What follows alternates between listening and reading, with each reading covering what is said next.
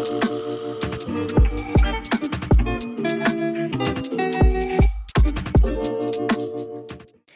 guys, I'm Zama. And I'm Lanzi, and welcome to Because We Said So. Family meeting, girls meeting. Another one. Welcome to another episode, guys. We are back for more, as per usual. Wednesday is Wednesday, 12 o'clock is 12 o'clock. But honestly, whatever time you're watching this ad, literally we appreciate it, even if it's the day before the new one. I was like, the day before. Some people catch up pilots, but as long as you catch up and you're honest. That's so real. We have you so for real. you. Otherwise, how are you, Jeed? Shamika Shab, my day today has been a roller coaster, a Mazarina. But our week has been good. Last weekend, I was chilling. Nothing much happened. This week, Vanessa's birthday was nice. We had a razzle during the week, guys, which on a normal day, wouldn't happen, but has to happen for a birthday. And I had so much fun. We had so much fun. I was even like, why is it Tuesday? It should have been. It's supposed to be Thursday or Friday or Saturday. It was so nice. But we had to celebrate it regardless, even though it's Tuesday. Yeah, it was really, really fun. Yeah, really, really. So yeah, that's also feeling. Zamana in our Inimba era. I got her to finally watch it, guys, and it has us. That is literally cinema. If you guys are not watching Inimba right now, stars are playing. You're not serious. And I want you to be serious right now. It's on DSTV now. If you guys have the DSTV Now app, go and watch it. It is brilliant TV. Some good closer TV. And if you're closer, you're going to watch it and be like, wow, you guys are really mirroring my real life in the sense of all the closer mannerisms and the nuances and everything about closer people is just articulated so well. I feel like they create that. And it shows that closer men suck because they do. Yeah, guys, and I don't want to lie to you, their stocks are underneath in that thing. The PR is so down. Do they know what they're doing to us? It's down under my regime, but now I'm like, keep your things. Kathy and stuff, but also Kathy is looking so, you see how we said, I think just before you left my place, when we were Kathy's starting to look hot now that he's after that haircut. Wow. Why do you think he did that? Why is he looking like a black kid? And now he's trying to cook me. Yo. And he's not going to win. He's never going to win. Sorry. He's never going to win because he is closer at the end of the And he is sick. He is sick. Guys, please watch. And I'm trying to get her to watch Married at First Sight. You see, that one, I tried to watch it last night, but I fell asleep halfway through, so I need to try it again. I need to try it again. And we'll get back to you. But Individualism right now, Pusties, it's a really, really good show. Yeah. And when what's up? Chubby, good and well. Good and well. It's a good week. We've had a good week. Also, it's nice that we got a little razzle in between. Yeah, a little midweek razzle. Guys, sometimes you used to razzle during the week so you're not living for the weekend. Sometimes systems. Yeah, you don't want to just be fighting for Friday. Sometimes razzle on a Tuesday. To the point where Zam and I wanted to grab a nightcap afterwards. Places were closed. And places went wrong because it's Tuesday. The places went wrong. We were wrong. We went all over the north of Johannesburg and we didn't win. But otherwise, it's been a good week. Work has been really good, so that's good. That's great. Up and stuck. Getting into pop culture this week, big skakla. Guys, Love Island, we have to bring it back onto the show. Guys, and even if you don't know about it. Even if you don't know, you probably know. And it's not even season 7 this time, season 6. Kitty and Janae, as you guys know, they're one of the couples from the last season. And Bandla Kenny decided to embarrass us. Embarrass everyone. Not everyone. Himself included. Everyone. So basically, if I put in terms of how it happened in order, Janae unfollowed Kenny and everyone unfollowed Kenny. So obviously everyone was like, what's going on? Then Janae's bestie posted on a story basically giving us a little roundup of what it is. And Kenny is racist and isn't into Janae, and he was acting and pretending to secure the bag.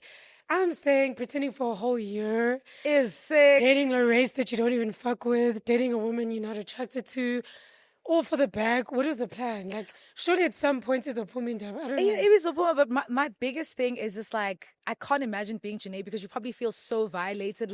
You're actually sleeping with the enemy. You're sleeping with the monster. The devil himself. You're sleeping with the bad guy. And how do you even wrap your head around it? And to think that was your man, you actually saw a future. You thought he was your everything. You guys were living completely different lives at that point. He was faking and you were living a real life. You thought the life you were living with him was real. I can't imagine what that probably has done to her mentally. Because what the hell? It would mess me up. Do you know literally, it's kind of the worst thing that she could have found out. Even people who were suspecting that it was cheating and stuff, it should have been cheating and stuff. That would have been it up because I feel like that's easier to wrap your head around. But to wrap your head around the fact that you actually despised me. You found me gross. You in found me fact, disgusting. And you couldn't wait to sleep with other bitches. I was holding you back, but you needed to get this money. Yeah, like, I don't know. I actually don't know how I would even come back from that. Like, I don't know how I would take her deal with it. amendments. But I feel like I love the fact that, like, all her friends are showing her support. Yeah. Love Island showing, like, Even the niggas, that will make then the men, Peacock, Love Island, everyone has disassociated themselves with him, which I feel like is perfection because she's so supported by everyone in her life, which I love. Him having the nerve, though, to post a statement or something on a story, knowing what he did. What was the plan? Like, did he think someone was going to feel sorry for him? Or, I don't, like... He's probably just trying to save face, which, of course, he would do. But my point is just, like, he should have... This is one of the situations where you should have just kept quiet.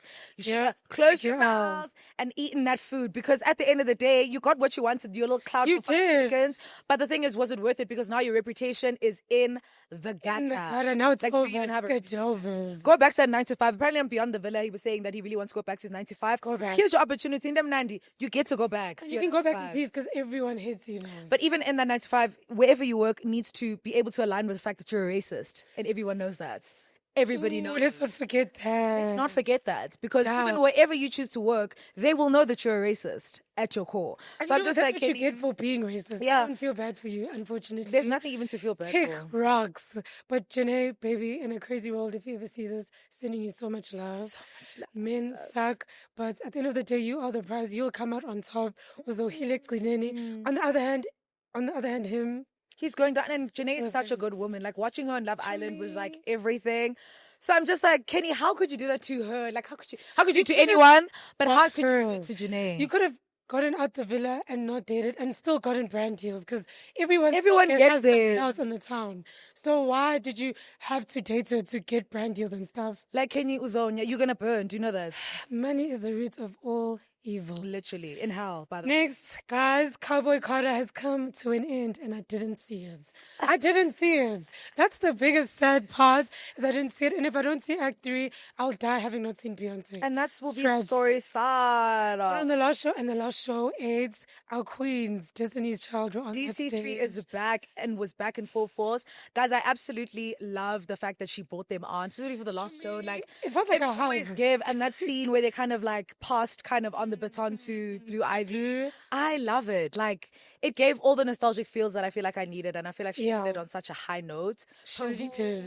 Cowboy Carter tour was sensational, and she just took it to the highest high. And I feel like it was a good way to wrap up this era because the Cowboy Carter era was so up and down, so much discourse, and to wrap it up where there's no more discourse. Yeah. She's been given a crown. She's talented. She's Beyoncé. She's actually akangcingile. Yeah. If you guys are for it, you know you are. If you're not, you're not. So I feel like it ending off on such a high and a beautiful moment is exactly what we needed. But I need to go to Act 3. And if I don't go to Act 3, I don't know what I'm going to do. No, I will be there though. Like, I actually will be there. If I have to take out my last penny, I will, because I feel like it's going to be her last tour. Even if it's not her last tour, like, I just will be there. Actually, let me not say that, because what if she does a rock album like everyone is suspecting? Like, I might be scared. To me, I'm going to go to that rock star. I actually might be scared. That's what I'm saying. Her last show cannot be a rock star concert. Like, I'm sorry to say. In like a crazy world, I really wish you could just do an R&B album. Like, go back to old Beyoncé. But that's what I'm saying. I don't think she would end on a genre that's not even her genre. Do you get what I'm saying? Like, that would be a weird way to end your career. I'd hate that for me. Yeah, it would be strange. I don't feel like she would just end it there. Even if she does like a best of Beyoncé tour, whatever the case is. If it's your last tour, please go out with that bag. Yeah, you can't go with Rockstar. Yes, like that. But also, if it's Rockstar, we don't even know. It's not even confirmed that it's going to be a rock album. This is all Beehive theory. Like, please. She could be looking at us like, you're not even getting that. So like, yeah, everybody calm down, but we will be there. Mm-hmm. Then last year, bring it back to Mzansi, where it's already pop culture, but it was discourse on the Twitter streets, the X streets. So there was a tweet I saw where this girl was basically saying that she cut off her friends and she felt away because her friends didn't show up to a funeral to support her. But when it comes to the fun stuff, groove and stuff, friends will be there quick in a hurry. So it's obviously just goes on the TL to be like, why is it that in our generation we don't do as our parents did, where make sure you show up, if you show up. Even if you are broke, you'll find a way to be there. You'll find a way to show up. You don't have to do a lot, even just your presence. We've lost that recipe as our generation. And why is that? I don't know. I feel like there's a multitude of reasons, and that's also going to lead into our topic for the week, guys. Which our topic is going to be the deterioration of community and just being there for each other as people and as young people specifically, because I feel like our parents are still in the era of showing up and Ubuntu and all that stuff that they kind of grew up learning, and I feel like we're losing it, even though we saw them do it. We saw our grandmothers saw go them to do it, funerals but each we're and not every doing after it. 2 weeks or monthly. We saw our moms going to funerals every other 2 weeks or monthly. We don't even know these people that they're ngwabbering. Yeah. But they are traveling from Cape Town to Eastern Cape to Joburg to wherever to show show up. support. And even if it's not them, there's always a family representative to always make their presence known at these places. And I feel like there is probably a multitude of reasons why this has kind of happened. But I feel like a huge one that we need to hone in on is just the increase of selfishness. And like, I feel like that whole hustle culture, hyper-independence thing that a lot of us have going on has kind of taken away you kind of feel like you don't need others. So others then won't feel like they'll need to be there for you. Up. So if you're a person who always wants to be alone and really like hones in on their singleness and their like just doing things and existing on your own, obviously there won't be people to show up for you and to do what they need to do, because you're always on I'm good, I don't need nobody. I'm out here. Yeah, and everyone is very selfish. It comes down to priorities as well. I feel like with the youth, it's almost like showing up for someone when it comes to whatever's happening in their lives. It's like, I mean, sure, whatever, but then the fun stuff that's easier to do, that's the priority. And I don't know why. I guess I'm still trying to figure it out. Maybe the boosties can tell me. But to me, it's like it's not hard to show up either. Like if, for example, a friend has a birthday in Cape Town, you're going to book those flights. If a friend has a wedding in Durban, you're going to book those flights, right?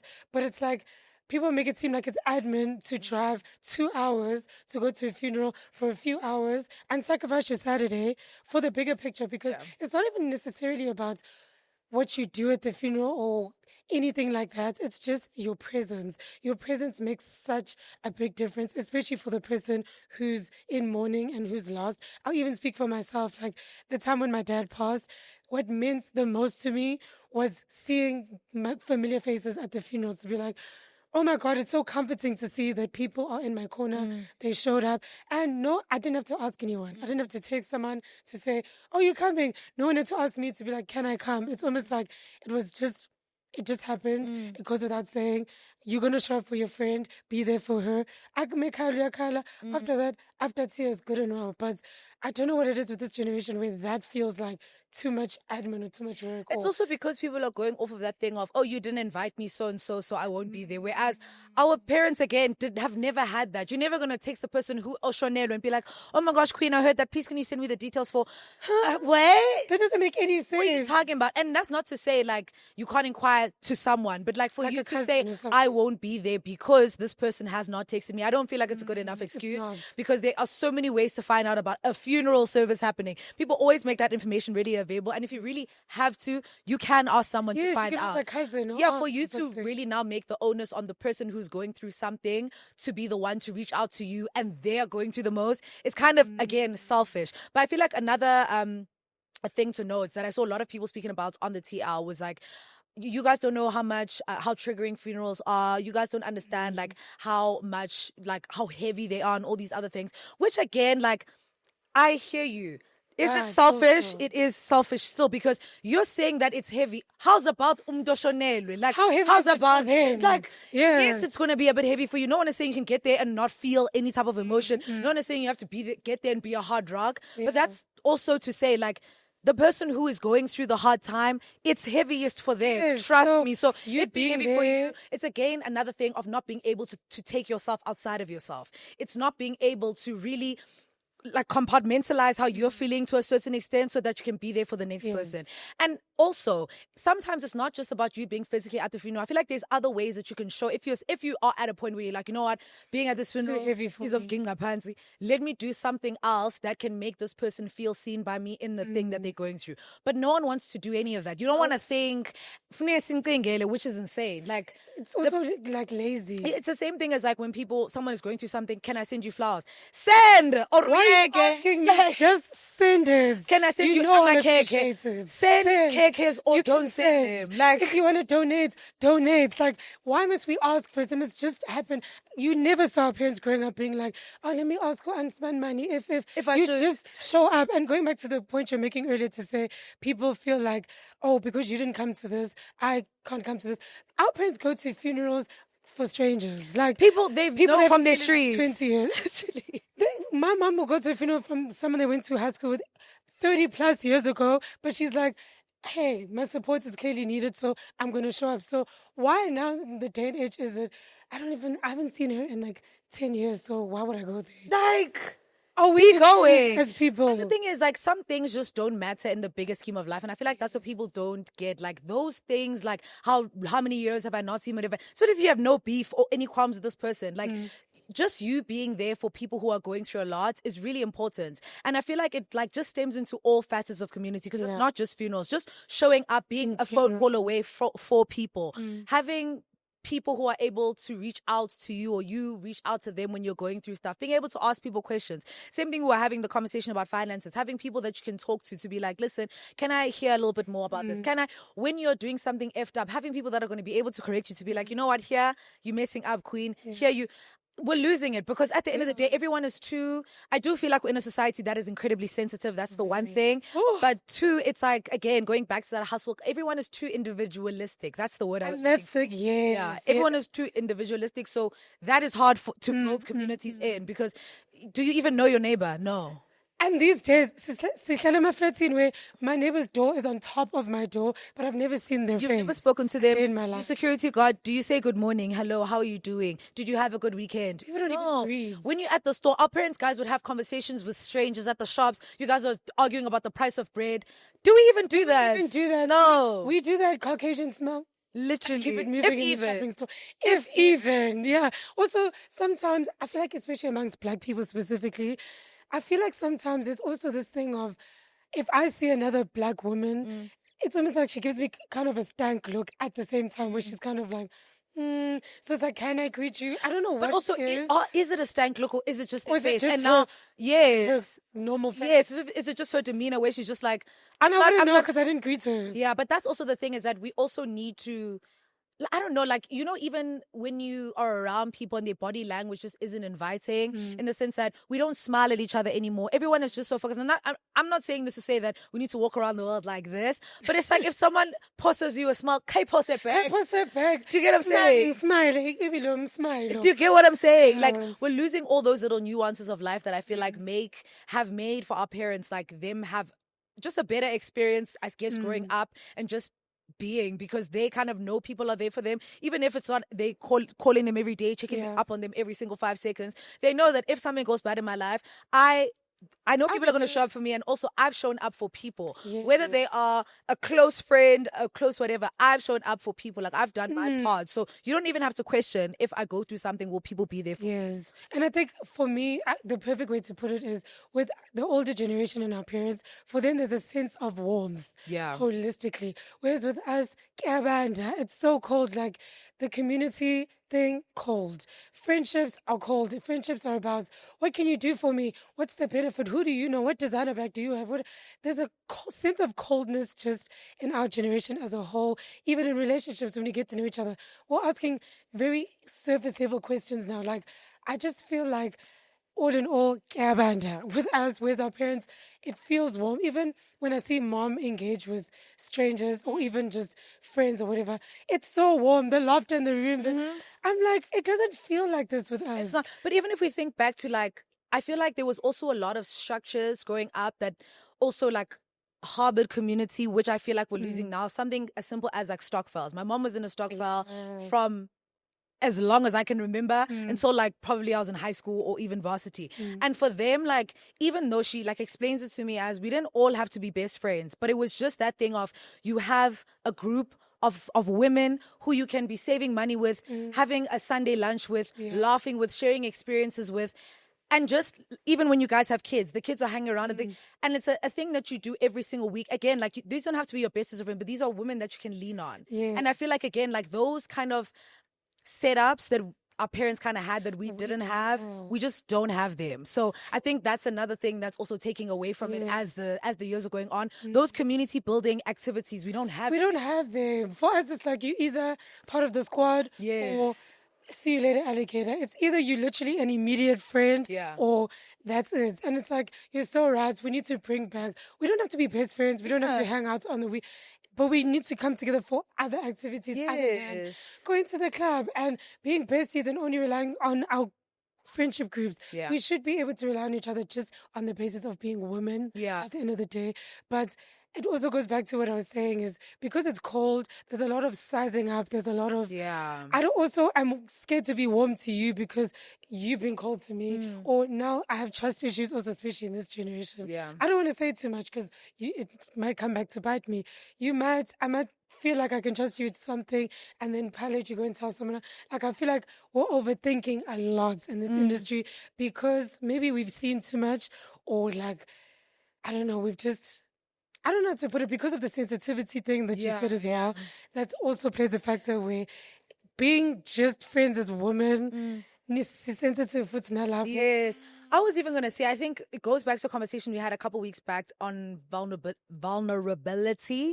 I feel like, again, like, we were talking about having the balance of being vulnerable, but also being not oversharing. But I think there's also that thing of people don't want to be vulnerable. And I'm not just talking about social media. I mean, like amongst their peers, maybe there's a decrease in people being truly vulnerable. So you don't want people to see you at your worst place. Or you don't want to ask people for things because you're like, yo, what is she going to think about me? That whole sizing up thing, like, what is she going to think about me? If I ask her for this, or you're just very cognizant and very hyper aware of how you're perceived by others.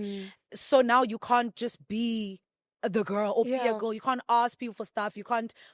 People can't ask you. Like, it's that type of situation where everyone is for themselves, going back to that. So I think also that whole vulnerability chat does come in because everyone in this day and age is very self-aware and hyper-aware. No one wants to be perceived as umdogowa who's going through a struggle. Even if you have mental health issues, people don't really want to talk about it. Even though, like, I feel like we are getting to a place where people are more open about that stuff. But people don't really want to, like, share that type of stuff with people anymore. I also think another factor to consider with abazali is that, I don't know if it's a good or a bad thing, but actually it's a bad thing, but maybe sometimes good. They have this chronic abantu bazotini mentality, right? So they also do show up a lot more because of that reason. Because that's it's like, on the flip side. at the end of that's the flip side of it, is to say, for them, it's like, if I don't show up, man, bazothini. If I don't show up, bazothini. If I'm giggling, bazothini. So a lot of it does come from that, whereas our generation is kind of like, I don't care. Don't care. You know I don't care about you. Or like, if I show up, you're going to know, pretend. But at the same time, as much as it does stem from abantu bazothini, seeing umngcwabo, for example, full is a nice feeling, even though the intention was just so that people can close their mouths and don't have anything to say. Utulandi, we didn't come. But at the end of the day, the funeral was full. Abantu baletha amakhekhe, sijayivile after. So how bad is abantu bazothini in that? And the thing is also, no matter what the intention was, the place was full. We were there. Like, we were there. So that's what I'm saying. Like, people coming with these other excuses, guys, there's actually no valid excuses you can come up with that will make, like, that can justify why you wouldn't, especially if like a close friend of yours, that for me would make you justify not being there for someone that you say is your friend. You said it's your friend. Like, you start giving friend right now. Start giving friend. And again, like, people don't want to use their brains to think about the different ways that you can show up for people, even if you can't have a physical presence. But like, your friends who go through a whole death, Nikon, and you guys, quite insane. I also think another problem with us is you guys are too cool for school. Like, they really, you guys are too cool for everything. Like, it's almost like, you have to cloud check something, or like, how's it going to make me look? We're just too cool. Like, calm down, yes. Yeah, but I feel like we need to grow out of that because, guys, because our age is in Kulu right now, like, people will be going through a lot of stuff. People will need help from each other. So especially the older we get. Yeah, that's what I'm saying. Because age equals up, and if we don't nip this stuff in the bud now, we're going to a really bad place when we get. No, we really are. Our parents are dying and stuff. People need money for this or for that. People are losing their homes. People are, and I'm not wishing bad on anyone, obviously, but it's just like, we need to start fixing those things now and recognize that it's an actual problem. Yeah, recognize that and we need to fix it. But what would you say are some practical ways that we could actually go about rectifying it, like practical doing stuff that we can be like, you know what, if we just do this or that, we can put ourselves in a better position to be better and to be communities and stuff. I think first and foremost is as friends, like the conversation we're having on Tuesday, is as friends, we need to have more of those conversations to say, Chomi, I had this expectation that if this happens, please like show up for me because it actually means a lot or whatever. Or guys, we need to create more community to say if, for example, we know King's Crown is opening. As friends, we hold each other accountable to say, are you going on Sunday? Are you going? Are you going? No, it's, Chobi, is Emma going? I don't know. I didn't ask her. Do you know what I mean? No. It needs to be, true. Chobi, are you going? Yes. Because it would mean a lot. We're going. Because it would mean a lot for Zola for us to pitch. Yeah. So it shouldn't be a, Chobi, I don't know. I didn't talk to her. Or, we need to be more stern and rounding each other up, even if it means Emma group chats have to be, we have like 100 group chats, but like if it means all those group chats must exist to say, is this group, we're going to this group, we're going to this, ask ourselves, what do you think the person needs? Even if the friend, I may not know the person as much, I can ask the one who does to say, Chobi, since you know Tebi better, what do you think Tebi would expect from us? So we need to talk about it more. I feel like we're too laid back. We're putting the onus on other people as opposed to taking initiative. We don't want to take initiative. We don't want to take initiative. So I think that's, in essence, take initiative. Yeah, that's very true. I agree with that. We need to start taking initiative. Stop putting the onus on the next person. When decide what you want to do and do it. This thing of asking others is boring. Also, and it's like, an excuse. Especially if someone is already focused on whatever events it is. Yeah. My brain is not coming to then also discuss with you. It's, okay, this is what I need from you. I'd appreciate it.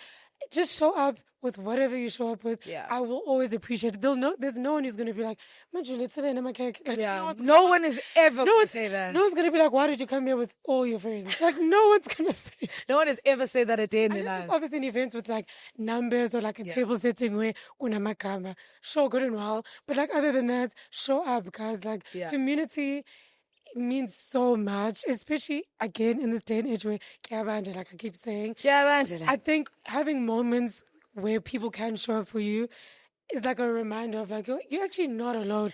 We like to feel like we're alone. Like, I'm okay, I got this. And then, for example, when you guys threw my surprise birthday, it was like, people actually give a fuck about you. Like, it's supposed to feel seen by your people. Yes. Someone was saying that showing up for people is basically saying I love you without saying it. And it's like literally just showing up. You don't even, without even having to do anything, just being in the room with us. Like, being in the room is literally a love letter to whoever it is because they can feel your presence. Your presence is everything, really and truly. Your time and your energy and your presence is the best thing you can give to someone.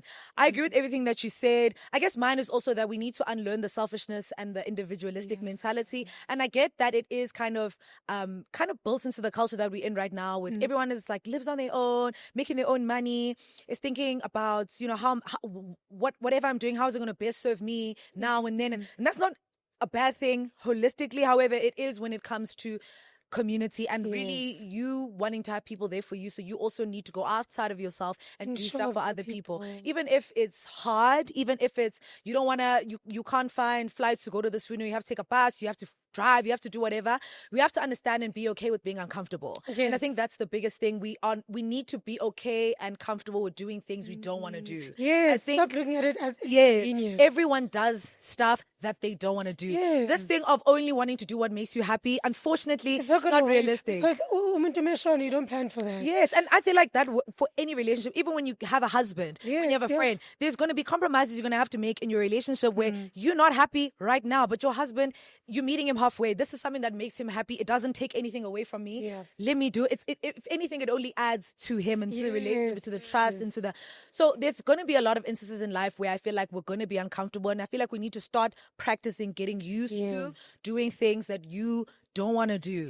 You're going to have to do it for your family, your friends, everyone.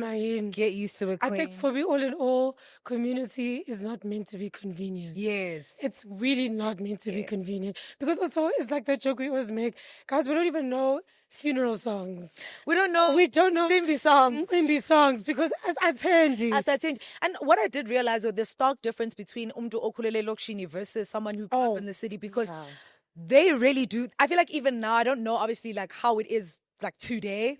But I feel like there is still that difference of people who grew up Eloshini really have still that sense of community, and they will know all the songs, because that lady who stays next door is I'm going to home kitty, and the one who stays at the next one I'm going to them Gimbi, and the next one. So I feel like that's also what we also, I guess that's the showing up for people. We need to normalize that and bring it back to go back to your roots and stuff. Yeah, because actually inking your masapa. Yes, the minute we all isolated, living our own North Way life, North God life. God, and your walls are high. Yes, you don't know your neighbor's face, what they smell like, what car they drive. You don't know any of it because walls are high. You're minding your own business. Whereas you're at a luxury. You show up on your street, the next street, the street after that. You will the be churches, there. The things like that. Yeah. Yeah. So I think that's also the stark difference that's coming in, and I feel like again we need to go back to those things that we were learning. We do. We must say go hi back to your neighbors, guys. Say how you doing sometimes. Like it's so safe. Like sometimes it's okay to say hi to your neighbors. But guys, be there for people, please. Literally. And if you don't expect people to be there for you. That's the bottom line of it. But I feel like let's bring back communities. Let's bring back being there. Yeah, and life is hard enough. Like you don't have to be lonely in that very life. Exactly. It's lonely enough. So don't make it lonelier than it has to be. Yeah. But anyways, guys, we're going to move on to our dilemmas for this week. I know you guys are dying for us to do 3 dilemmas. So I'm going to try you out today. You guys are fucking us. Someone even said 5 dilemmas or something. Whoa, bootle. Okay. First one says, hi, ladies. I'm honestly just a baby, but please, I need advice from y'all. My boyfriend and I met 5 months ago, and all I'm going to say is I haven't had a good experience with boys in my past relationships. I've only had 2, by the way. So this guy has a child, and my chat is that I don't think I skipped teenage pregnancy just to be a stepmom at 22. Please help me think, because I don't know if I'm doing the right thing here. Another thing is, we've clearly jumped a few parts to a relationship, and some are quite important parts to trying to build something serious. And now we're quite inseparable, and I think we're trauma bonding because both our past experiences aren't cutesy. What do I do? I'm going to tell you that you were wrong for getting into a relationship with a guy with a kid at baby age of 22. Like you were so baby. young. You're a baby yourself, Mama. You are the baby. Now you're Mama Sita. You are Mama Sita Ngengani. Yeah, if you're too young to be dating someone with a kid. Sorry to say, like, if it was someone older, cool, but 22, absolutely not. And you don't even have kids. Give yourself a chance to date men with no kids if you're 22. Like, you can't be starting off that. Girl. And then also on the trauma bonding parts, I think he probably love bombed her, I think. Maybe. And then also she was like, because it's so hot and it's juicy, that kid thing, I'm putting it to the side. But only now, maybe she's waking up to be like, should you actually have a kid? And like the way our relationship's moving, it's giving trauma bonding because it's too hot. Yeah. And I don't know what you do though. No, I would honestly say, you see that part where you said you guys skipped a lot of stages because you guys love bomb. Go back a couple steps if you can, because I know sometimes like it's hard to go back. Jeremiah and Huda, for example, but I feel like that's what you guys need to do. I feel like you need to go back and really discuss some hard things, some of the hard stuff about your relationship, like the kid situation. All those things, I kind of feel like, specifically because he has a kid, you can't just gloss over them because someone else is involved.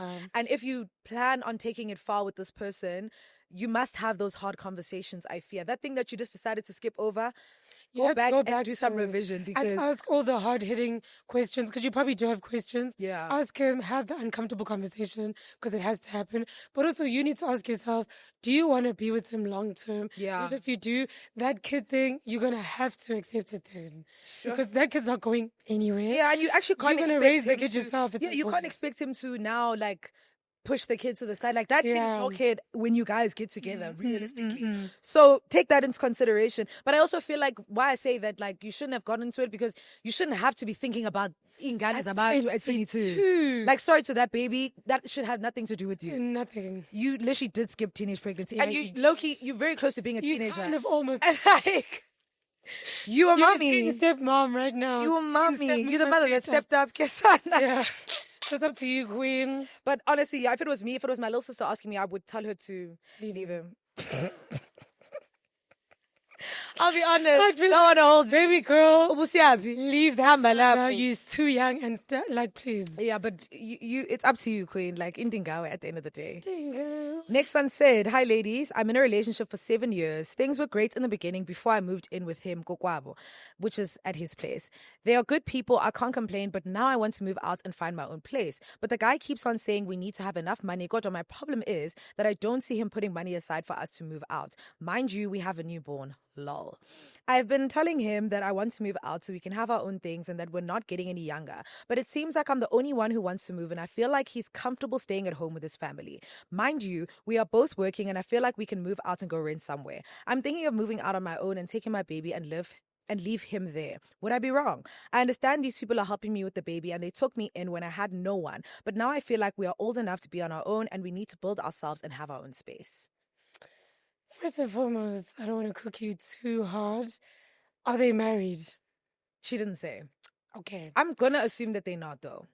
And that's where I want to begin, is to say, because you guys aren't married and then you moved into his house, I feel like already the power dynamic was a problem there, because it's almost like you can't really say much because you're not a wife, you're just a girlfriend, and we're doing you a favor by you staying here. So now you kind of feel like, ugh.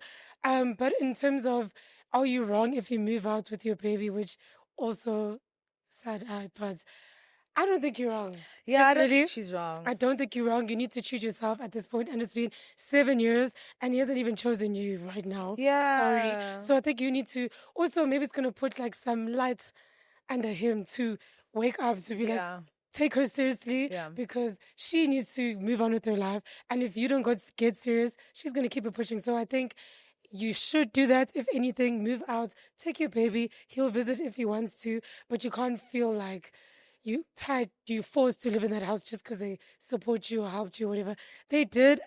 You're grateful for that, but let's close that chapter, open up a new one. And even if they're good people, they will still help you out with that baby, Yes. even once you've moved out. I feel like people also need to understand that you need to do what's best for you and your child. Yeah. Their feelings aside, like, we need to put the baby You and your me baby, yeah. ahead. And I get that. Staying with your parents, I don't even know how you guys are even pushing it. Like, shout out to First you. and foremost, Because I don't even want to stay with my own parents. So someone else's parents, immediate no. Like, No. that's my thing. Is that, and specifically when you're coming from a space of you already had your own space, now I have to go and stay. It's really hard. So my point is, like, if you feel like this is what's going to be best for you and your child, I feel like you should do it. And maybe, as Lancy's saying, it will put a fire up his behind to be like, you are about to lose your wife and your kid. I mean, She's leaving. Like, yeah, exactly. That's the other thing. I feel like in relationships, when you keep saying you're going to do something, you don't do it. Like, people stop taking you seriously. Exactly. And fears, because you keep, it's a threat It's at a that point. threat. It's a threat. I need you to act honest. Yeah. So I think you just need to do a real thing. And if he's serious about you and your baby,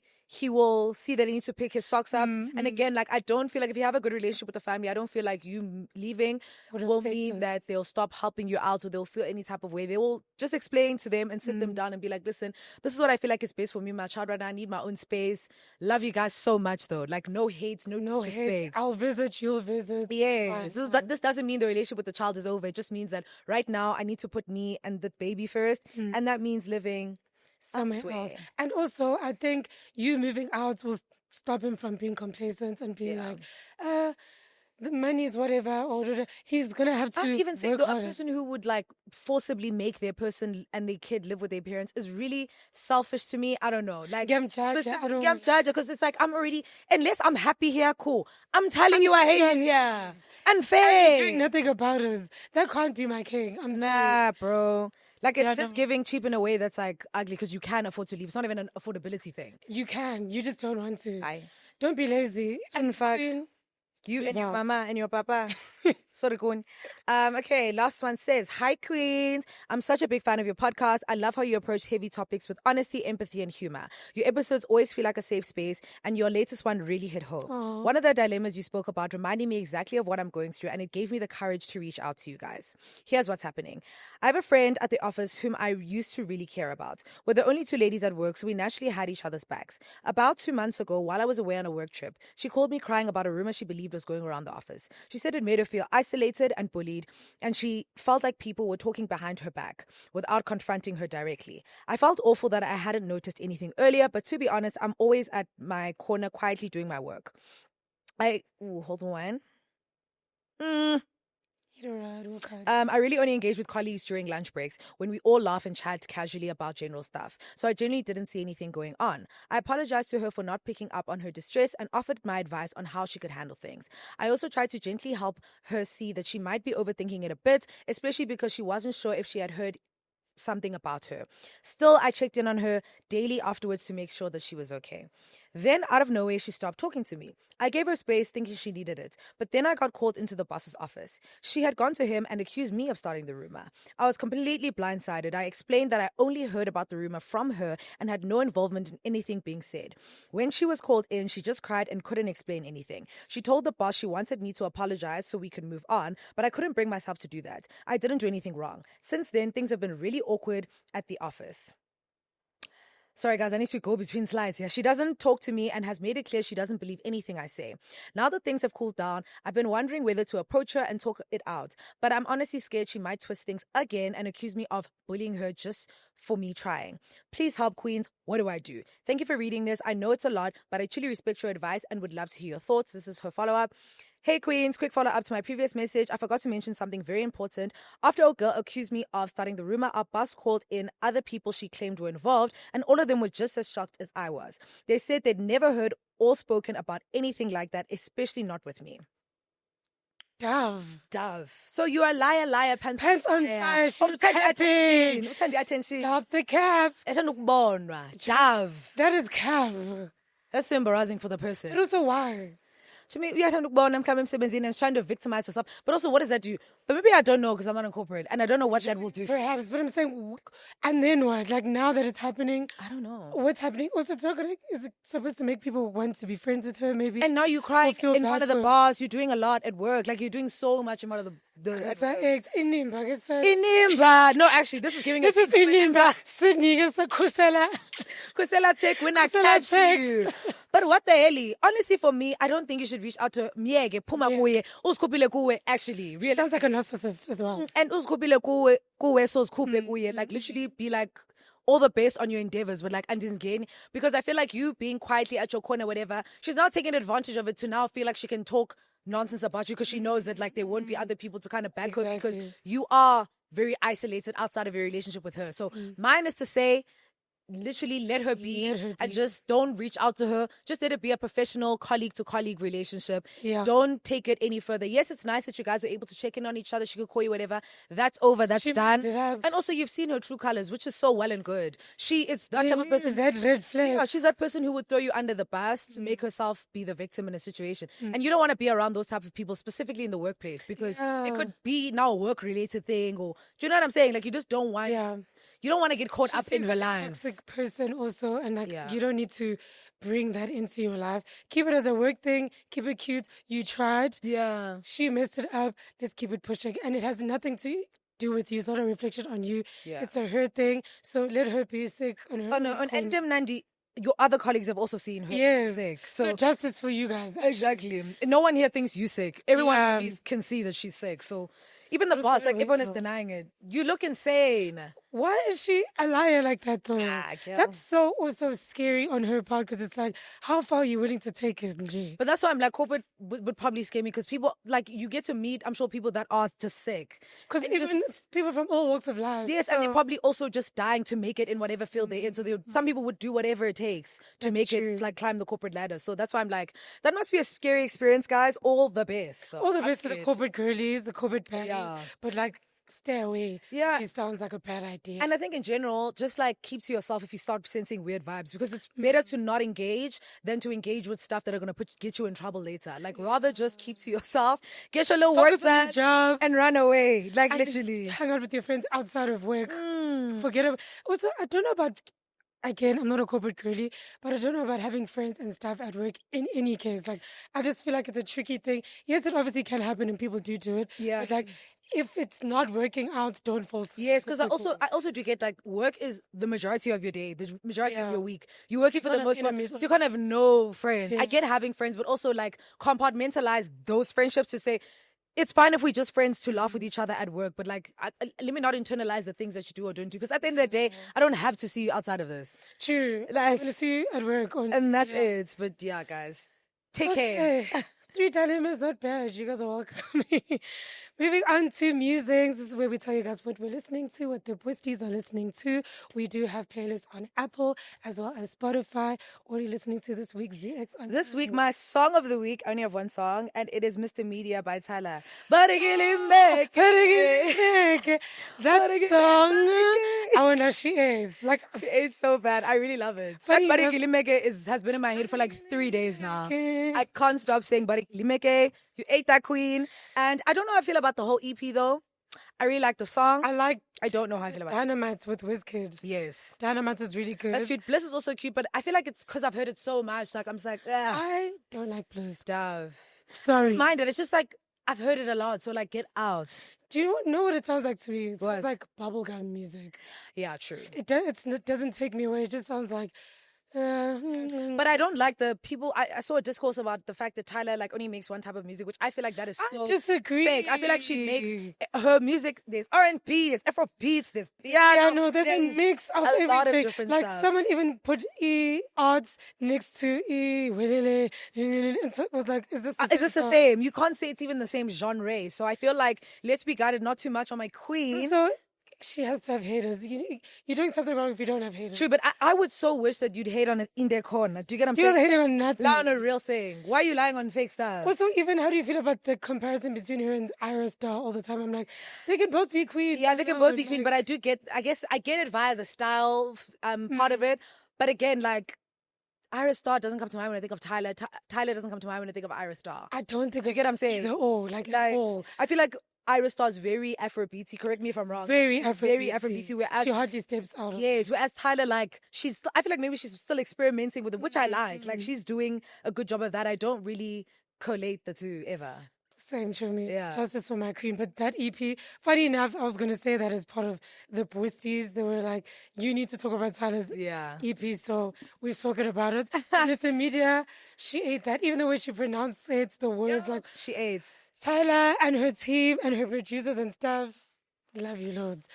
On my end this week, back in my Tiny Desk era, Sasha Keeble's Tiny Desk is out. Remember, I went to her concert. Yeah. Even when I was watching it, I was like, I can't believe I saw this with my own two eyes and my own ears. So I'm in my Sasha Keeble era. Even driving here, I was listening to her. Her Tiny Desk. Incredible. Guys, I'm putting you guys on again. Like, I'm begging you. I'll put you on again. I love when an artist that's not super popular does a Tiny Desk because I think it's a good way to get you guys started on said artist. And people do agree with me in the comments. Like, now people listen to Doji, people listen to Liam Thomas because I don't know, Tiny Desk kind of eases you into their Gives you kind of the little discography. highlights. Yes. The little highlights. Yes. So Sasha Keeble, get on your Zoom, guys. Ugh, I can't stop playing it. I'm even in a chokehold. Guys, I also wanted to add a Boosty suggestion. Boosty said we must listen to Grace Carter featuring Jacob Banks. Oh, no. It's called Blame. The song is by Grace Carter featuring Jacob Banks. It's a good song, feel good vibes. So yeah, that's what everyone's listening to this one. Shout out Westies for giving us your suggestions. Don't stop, guys. Keep going. Keep it Comments. going. And maybe you guys will be featured in the next one. You don't know if your song will be on the next episode. You'll never know. So keep commenting, guys. Also, disclaimer, sorry for these glasses. If you guys couldn't connect with me, I'm sorry to say. I'll never get that comment, guys, because they can't connect with someone But with real. glasses. I said, yes. She can't connect with you today. Sorry. Please connect with me, guys. I swear. I literally have 6 lashes on my one eye. So, Like, justice for her. her. But And also, if you've seen a broken nail throughout this episode, you didn't see it. guys, we just girls at the end of the day. Like, Yes, we're perfect. corner and stuff. Like, Gang, we're perfect every week. exactly. Some weeks, please extend some grace. Please, The topic of all the podcast episodes, Grace. Grace is corner, son. Grace is good. But guys, thank you so much for making it to the end of yet another episode. Of course, we enjoyed spending some time with you guys. I hope you, our Boosties, enjoyed spending time with us. If you guys are listening to us on Apple Podcasts or on Spotify, Hey, queens. please don't forget to rate our podcast as well as to follow us so we can get this podcast far and wide to everyone who needs to read this, or Exactly. rather to listen to us. Do not forget to share these episodes as well, guys. We really appreciate it where you guys share, even if it's our little snippets on social media. Like, thank you so much. Love that. Down. And we will see you guys same time and same place Next week. Wednesday. Bye.